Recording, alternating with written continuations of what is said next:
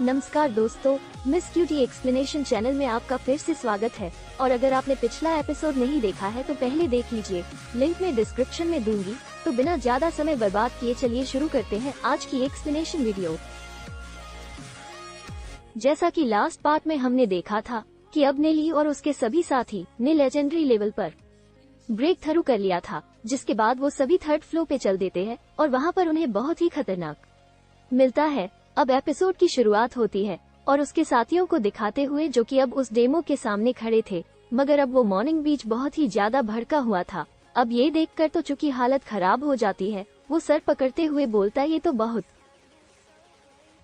ही बुरा हुआ, जो भी लोग हमसे पहले यहाँ पर आए थे वो सभी यहाँ से गायब है, जिसका मतलब हुआ कि इस डेमोनिक बीस्ट ने उन सभी को खा लिया है। मगर तभी बताता है, नहीं ऐसा नहीं है, दरअसल इस फ्लो पे कल्टीवेट करना बहुत ही मुश्किल काम है, तो जरूर वो सभी कल्टीवेशन करने के लिए फोर्थ फ्लोर पर चले गए होंगे। अब यहाँ चूक उस बीस के बारे में जानने की बहुत ज्यादा इच्छा हो रही थी, इसलिए वो के पास जाकर उससे पूछता है कि आखिर ये बेस्ट कौन से लेवल का है जो ये इतना ज्यादा खूंखार है, जिसपे बताता है कि ये तो अभी बच्चा है, ये डेमोनिक बीस्ट भी अंडर एज है, इसलिए चीन इसे कंट्रोल कर सकती है, नहीं तो ये बीस्ट बहुत ही ज्यादा खतरनाक होते हैं और इन्हें कंट्रोल करना बहुत ही ज्यादा मुश्किल काम है। अब यहाँ पर क्यों को जानना था कि आखिर ये डेमोनिक बीस्ट फैक्टली किस रियल तक जा सकता है और कितना ज्यादा पावरफुल हो सकता है। तो निल्ली उससे बोलता है कि अगर मैं तुम्हें समझाने की कोशिश भी करूंगा तो तुम्हें समझ में नहीं आएगा, क्योंकि तुम्हारा दिमाग बहुत ही मोटा है। मगर चूक को लगता है कि वो बहुत ही ज्यादा इंटेलिजेंट इंसान है, इसलिए वो बोलता है,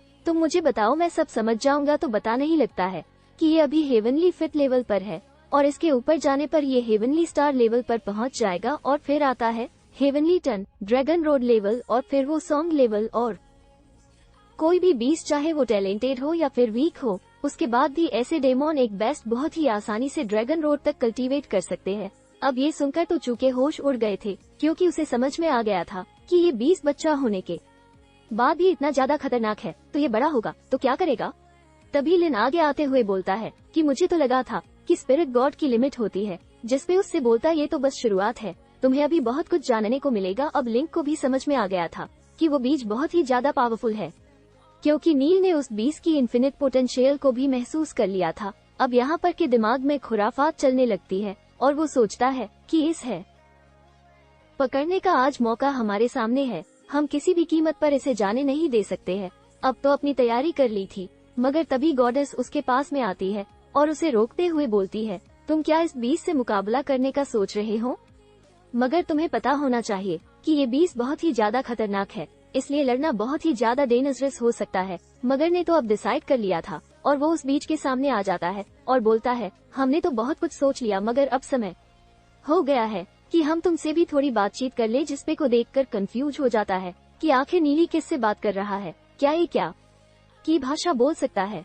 मगर तभी वो डेमो बोलता है, तुम कुछ छोटे छोटे बच्चे मिलकर मेरे अंदर के स्पिरिट को लेना चाहते हो, मगर यह इतना भी आसान नहीं होगा।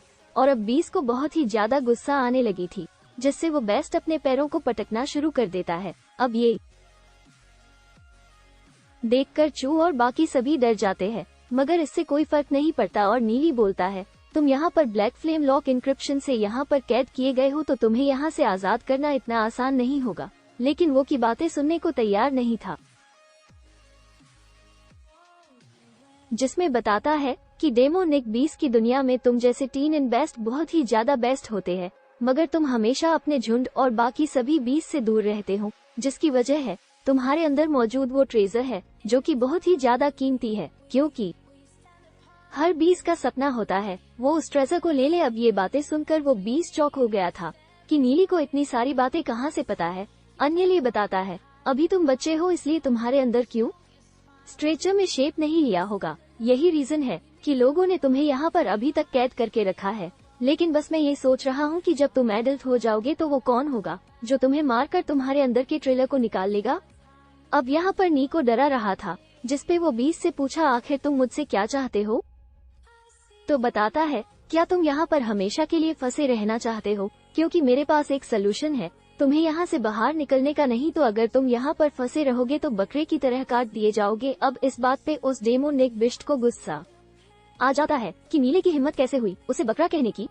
अब ऐसा बोलते वो बीच ओर से रोर करने लगता है, जिसपे नीली बोलता है, आखिर तुम में और कटने वाले बकरे में क्या फर्क है? और तुम्हारे अंदर का ट्रेजर शेप ले लेगा तो ये सभी तुम्हें मार के स्ट्रेचर को निकाल लेंगे। तो डेमोनिक बीस्ट कहता है, मैं समझ गया तुम क्या चाहते हो, तुम बस मुझे जल्द से मार मेरे अंदर कैडमन स्पिरिट को लेना चाहते हो। तो फिर मुझे बस ये बताओ कि तुम में और उन सभी लोगों में क्या फर्क रह गया? जिस पे बोलता है, ये सच है कि मैं तुम्हारे अंदर कैडमन स्पिरिट को लेना चाहता हूँ, मगर इसके लिए तुम्हें मारने की कोई जरूरत नहीं है।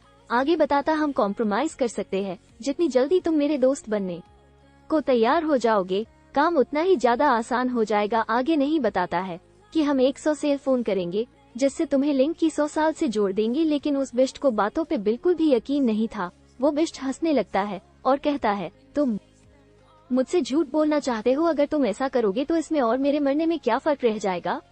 दोनों एक ही बात तो होगी। तुम बहुत ही चालाक इंसान हो। तुम ऐसा दिखा रहे हो जैसे सब कुछ करना बहुत ही आसान है, लेकिन मैं सच जानता हूँ। जिस पर नीको समझने लगता है, बेशक इसमें फर्क तो है।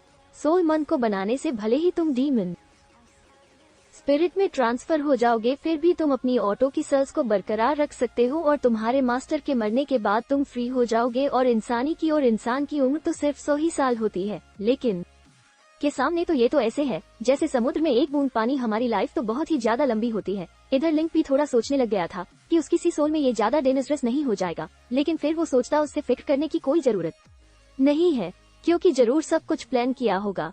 इधर वो की सारी कंडीशन मानने को राजी हो गया था, जिसके बाद नेली सबसे पहले उस बीस्ट से उसका ब्लड मांगता है। अब ये सुनकर वो बीस्ट भड़क जाता है, मैं चीखते हुए ब्लड देने से इनकार कर देता है, जो देकर गॉडेस भी कहती है कि ये तियानली इन बीस्ट तो बहुत ही ज्यादा चालाक है। जाते हुए कहता है, अगर तुम मुझे अपना ब्लड नहीं दोगे तो मैं ब्लड के बगैर सोल मैजिक कैसे परफॉर्म कर पाऊंगा? लेकिन वो बीस्ट बहुत ही ज्यादा चालाक था और वो को कहता है, मैं पहले कभी इस तरह के मंत्र के बारे में नहीं सुना हूँ। और धमकाते हुए कहता है, आओ अगर तुम में हिम्मत हो तुम मेरे पास आकर मेरा ब्लड ले लो। तो फिर से उसको समझने लगता है, कहता है, अगर तुम इसके बारे में नहीं जानते हो तो इसका मतलब यह नहीं है कि ये चीज होती ही नहीं है। इस वर्ल्ड में ऐसे बहुत सारे मेथड है जिसके बारे में तुमने नहीं सुना होगा। लेकिन वो कहता है, ऐसा मत समझना कि मुझे कुछ मालूम नहीं है।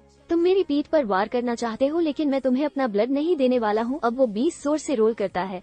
अब को भी गुस्सा आने लगता है। नीली कहता है, डेमोनिक बीस्ट तो डेमोनिक बेस्ट ही होते हैं। तुम अपने प्रॉमिस को पूरा करने से मुकर रहे हो। लेकिन कुछ भी सुनने को तैयार नहीं था और वो कोई और तरीका खोजने को कहता है।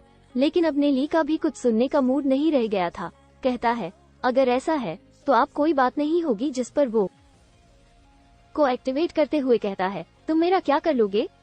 अगर मैं एक बार इस चीन को तोड़कर आजाद हो गया तो तुम में से कोई भी जिंदा बाहर नहीं जा पाएगा और मैं तुम लोगों के टुकड़े टुकड़े कर दूंगा। अब वो बीच बहुत ही ज्यादा गुस्से में आ गया था, जो देखकर काफी ज्यादा डर गया था। अब वो लिंक के पीछे छिप जाता है। अभी तक सुलझने से मना कर रहा था, लेकिन कहता, इससे मुझ पर छोड़ दो, इसे हराना ही होगा। अब उस बीस की ओर बढ़ता है और इसी के साथ में हमारे ये पार्ट यहीं पर एंड हो जाता है। तो दोस्तों, इस सीरीज का नेक्स्ट एपिसोड अब नेक्स्ट वेडनेसडे हमारे चैनल पर अपलोड हो जाएगा। और अगर एक्सप्लेनेशन अच्छी लगी हो तो वीडियो को लाइक जरूर कर देना।